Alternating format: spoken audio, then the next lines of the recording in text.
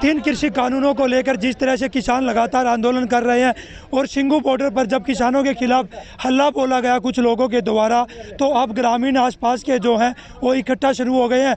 आज नांगल गांव के किसान जो अपना ट्रैक्टर मार्च गांव की तरफ निकालेंगे, क्योंकि कुछ गांव के जो लोग हैं वो किसान आंदोलन का बहिष्कार यहां पर करते दिखाई दिए थे।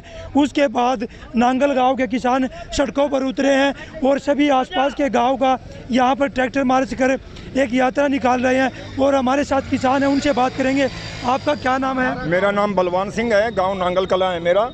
और हम इन किसान के जो आंदोलन है और काले बिलों के खिलाफ किसान आंदोलन के समर्थन में पूरे आसपास के गांव के लोग मिलके किसानों के समर्थन में हम ये यात्रा निकाल रहे हैं। शांतिपूर्वक तरीके से ये आंदोलन चल रहा है। बीजेपी सरकार ने बार बार ओछे हथकंडे अपनाकर इस आंदोलन को तोड़ने की साजिश रची है और लोग उसकी साजिश को समझ चुके हैं। उनका जो बेरूपिया चेहरा था वो लोगों के सामने खुल्लम खुल्ला आ गया है। लाल किले के अंदर जो बहुत गलत घटना घटी, उस घटना के लिए खुद बीजेपी सरकार जिम्मेवार है। अपने आदमी भेज के उन्होंने इस आंदोलन को तोड़ने की साजिश रची और लाल किले तक उन्होंने अपना प्रोटेस्ट दे के और उसको वहाँ लाल किले तक पहुँचाया और लाल किले का अपमान करने में बीजेपी सरकार शामिल है। इसके विरोध में हमारे देश का नाश बीजेपी सरकार ने 100 साल पहले कर दिया। हम इस सरकार का बहिष्कार कराता हूँ, सुसरी का सारी का।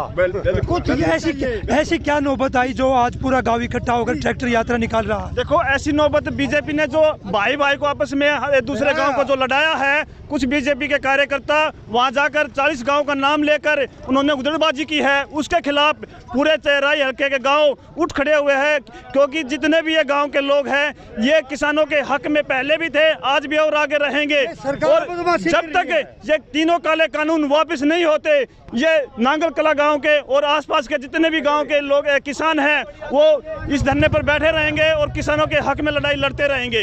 आज कितने गांव की यात्रा आप लोग निकाल रहे हो? क्या सिंगू बॉर्डर के आसपास के गांव में? आज हम 40 गांव की यात्रा निकाल रहे हैं और 40 गांव के लोगों का समर्थन किसान आंदोलन के साथ है।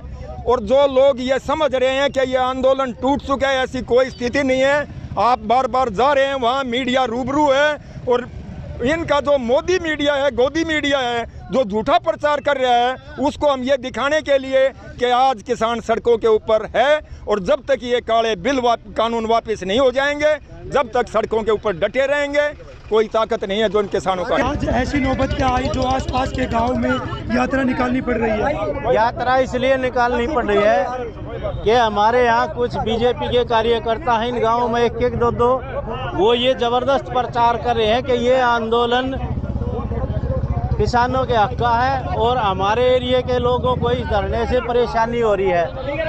और वो गांव-गांव में इस तरह के प्रोग्राम भी कर रहे हैं, लेकिन हमारा आम किसान और आम जनता गांव के सब धरने के समर्थन में है, किसानों के आंदोलन के हक में है। और आंदोलन के समर्थन में ये झूठा प्रचार खत्म हो और किसानों के आंदोलन को ताकत मिले।